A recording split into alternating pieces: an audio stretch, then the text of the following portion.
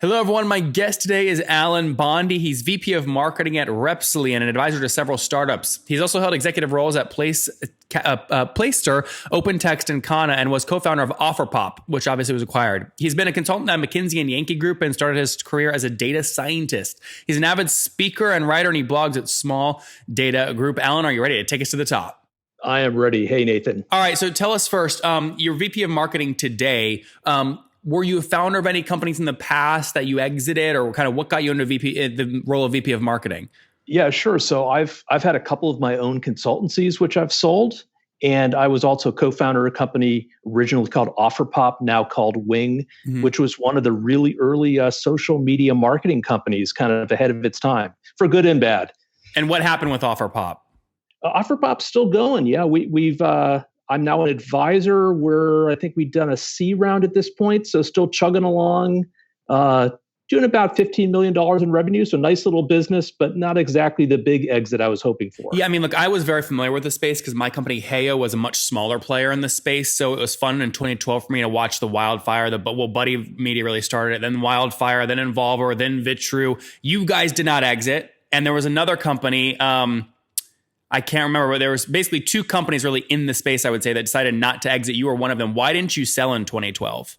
I think we had a nice little business going and, working with a couple other co-founders who had some pretty nice exits in the past. I think they had a number in mind. And sometimes that's, it's tough, right? You have a view of what you're worth and it just didn't seem like the right time. And like a lot of things, timing is everything, isn't it? I have a few friends that I've worked with just through M&A stuff where they'll say, Nathan, we turned down the $930 million offer because we want $1 billion. And you know what? You look then forward 5 years and they're selling the thing in a flash sale for $10 million. And it was all because they wanted the B behind the number and they missed out. I also am a big believer in cycles in business. So I'm hoping that there's another cycle when social marketing gets frothy again. And you're right. The companies you mentioned, most of them had exits, people like Adobe and Microsoft and others. And I'm hoping that that comes back around. So it's not like we missed the boat. There's going to be another boat. Yep. Good. And just real quick to round out the story on Offerpop, how much total have you guys raised? Offerpop, I want to say, has raised about $25 million so far, if my numbers are right. And so why the name? Why the name change? I think I liked Offerpop way better than Wyng, which is like hard to talk about and hard to spell. So it's interesting because that was sort of past my time as marketer, but I think Wyng signaled the business. Okay, you get a pass. If you were gone when the name change happened, I'm not going to hit you hard. You get a free pass. Okay, I'll use my lifeline on that one. All right, tell me about what you're currently working on. So I've been working with some guys, and it's an interesting story. Repsly is a mobile CRM specifically for field teams and for consumer companies that sell to retail. And it was started in Croatia, of all places. So it's not your typical, or maybe it's your typical Croatia to Boston startup story where started by some guys. First client was L'Oreal in Europe. So really nice initial client. They were doing consulting for L'Oreal, creating a tool so that their sales reps, their merchandisers could just be better organized when they went out into stores. Yeah, Allen, just to be clear, they're selling the L'Oreal shampoo. They're canvassing some geographical area. The rep for L'Oreal, they're trying to convince Kmart, Walmart, these places to carry the shampoo. And this tool, this mobile CRM helps them stay organized. It helped them stay organized. And so this was L'Oreal in Europe initially. So the business started in Europe. It started focused on Central Europe. But you're right. Think about the reps. What are they doing every minute of their day? They're going and visiting accounts, checking on stock, looking at competitors, trying to figure out how the product is doing in retail. And the old way of doing that, they had to have a notebook. Maybe they'd put stuff in a Google Doc. Maybe they would be, filling out a whole bunch of paperwork when they finish their visit. What Repsly does, it enables them to take pictures, fill out forms. It's more like Instagram than Salesforce. So when I position the company, I've done stuff with CRM for years, back to doing work for an initial Siebel integrator. If your audience remembers Siebel. Don't age yourself, Allen. Sorry, I'm aging myself. So CRM is great when people use it. It's awful when people don't use it. And so Repsly addressed the challenge of how do you get reps, many of whom were kind of younger. They're in the business because they like dealing with people. They like being out and about. They're not going to use SAP or Siebel or something like that. So how do you make an app that's more like Instagram than Salesforce that helps them gather data, organize their day, feed all that back to their territory manager or the brand managers so that they can really see what's happening in the field and sell more stuff. And are you selling just on a per seat model? And if so, what's the average seat? Yeah, so this is it's a kind of classic SaaS model. It's per rep per month. Okay, and how much is that on average? There's 3 different tiers starting at about $30 up to about $60 per month. And our average customer is paying us probably around $350 per month. Okay. And we just crossed a bit of a milestone where we just signed our 1,000th customer, which was another pretty big brand in Vita Coco in the beverage space. That's great. So can I multiply 1,000 times 350 and assuming that you're doing about 350,000 grand a month today? That is correct. We just hit a milestone of $4 million ARR. So that's great. That's where we are. Yeah. And what is that up from in terms of taking it back 12 months ago? What were you doing? 300 grand then, 250? So the business is pretty consistently, and again, starting from a pretty small base, but we've pretty much doubled year over year over the past, say, about 5 years. So it's on a pretty nice trajectory, and it's relatively lean. The business has raised just short of about $4 million, but really through seed rounds, there hasn't been a proper A round. So it's been mostly bootstrapped, and there are certain efficiencies. Has it been a priced round though, or is it all convertible notes?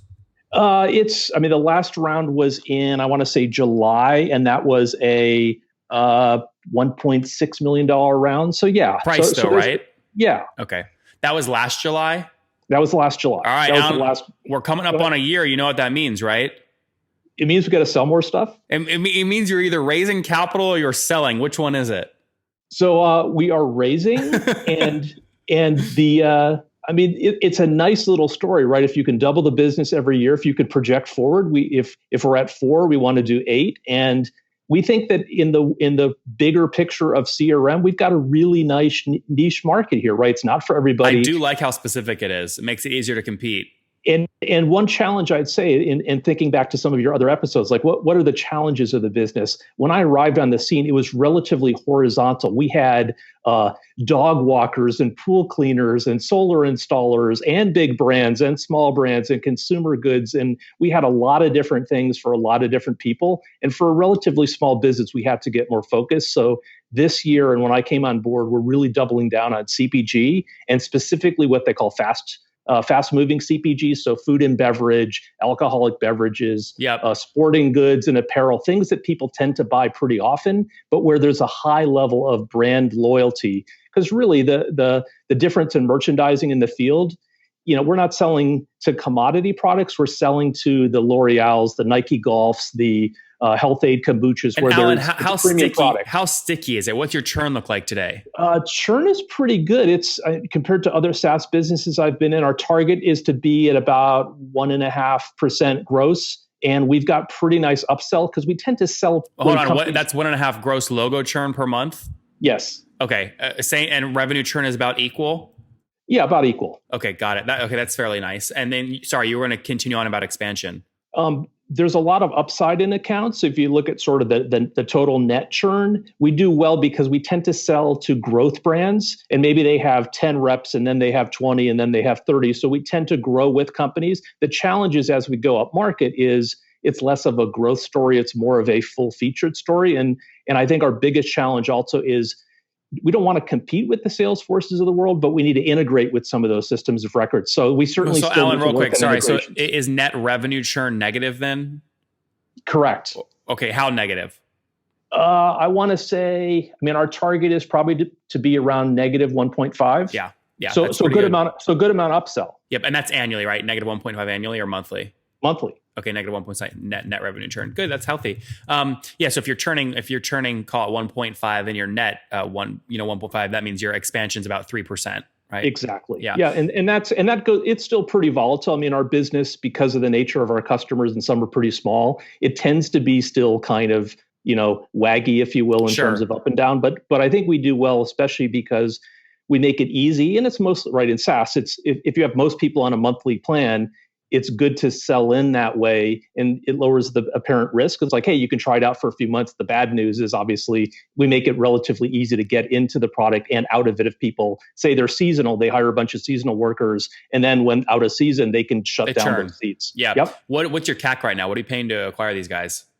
We're at our payback's probably around 12 months, right? Okay. So we're looking at an LTV to CAC of approaching 3, I'd say. So Yeah. it's not exactly where we want it to be, but I think we're still kind of feeling like an earlier stage company. We're probably paying a little bit more than we wanted to acquire, mainly because we're entering some consumer segments that we haven't really played in before. So we have to spend ahead in terms of getting into new markets. Let me digest all that real quick, Alan. You said payback period is 12 months. If you have an ARPU of $350 a month, that means you're spending up to 1 month of first year ACV, or about $4,200 to acquire the customer.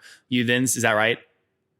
Let's see. In terms of, it's lower than that. So less than 12 months payback. Correct. Okay. And then you said your LTV to CAC ratio is 3. So I'm just taking $4,000, which is your CAC times 3 to get about $12,000 in lifetime value per your 1,000 logos. Is that about right? That probably sounds about right. Again, in some of our markets, and especially the earlier deals that were smaller, I think they tend to come and go much faster than we would want at scale. If we go up market, I think it'll be more stable than that. And what's your team size today? We have about 40 people total, and we're split still between Croatia. So Zagreb has our tech team, some of the founders. I have a couple marketers in Zagreb, and the balance of the team, about 20 people here in downtown Boston. You guys are digging out from a big snowstorm, huh? Don't rub it in. Yeah. All right. Croatia and Boston, very good. And what year was the company created? So the business actually goes back to 2008 in Croatia, but the first few years, it was more of a consultancy than a software company. And so the pivotal moment was in 2014 when really the product became more commercialized. The business headquarters moved to Boston and some initial money was raised. So I'd say the modern version of Repsly is about 3.5 years old. And how'd they convince you to join? Did you get equity? I did. And also I was brought in through one of the board members, Mike Volpe of HubSpot fame. Oh, yeah. And so Mike and I go back. I've done some consulting for HubSpot in the past, and he kind of convinced me to take a look. And then I kind of crashed their search, and the rest is history, I guess. That's awesome. That's good to hear. All right, let's wrap up here with the famous 5. Number 1, Alan, what's the last business book that you read? So I don't know if it's my last, but probably my favorite, and the one that I go back and reread, is Moneyball, if that counts as a business book. It does. Number 2, is there a CEO you're following or studying right now? They're in Boston.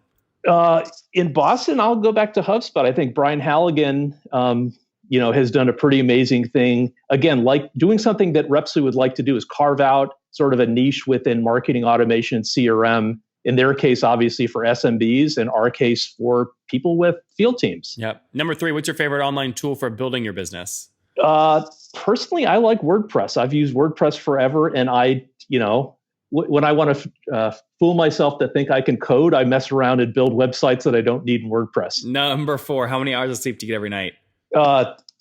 6, but usually 4.5. 4.5. Okay, man. And what's your situation? Married, single? You have kids? We've got 3 kids, although 2 are now out of the house and 1 is going to be going to college. So we will be empty nesters, and our plan is to move to the beach. That's great. 3 kids, married, and how old are you? I am 51. All right, Alan, take us home. What do you wish your 20-year-old self knew? My 20-year-old self was studying engineering at the time. If I knew what I know now, I would have traded my grad studies in engineering and computer science for an MBA. Really? Get an MBA instead? I think so. All right, guys, there you have it from Alan, working with Repsly, founded in 2008 as a consultancy, really got going in 2013. They're now helping over 1,000 customers. These are field reps for CPG brands manage their day-to-day as they're going in, trying to hustle and sell into these retailers. They have each customer paying about $350 a month. So they've passed $350,000 in monthly recurring revenue, or that nice 4 million ARR mark. That's up almost 100% year over year. Their churn is about 1.5%, a gross logo churn per month. They have net negative revenue churn per month of 1.5, which is great. CAC to LTV, super healthy, payback less than 12 months with their team of 40 between Croatia and Boston. Alan, thank you for taking us to the top. Hey, man, thanks for having me.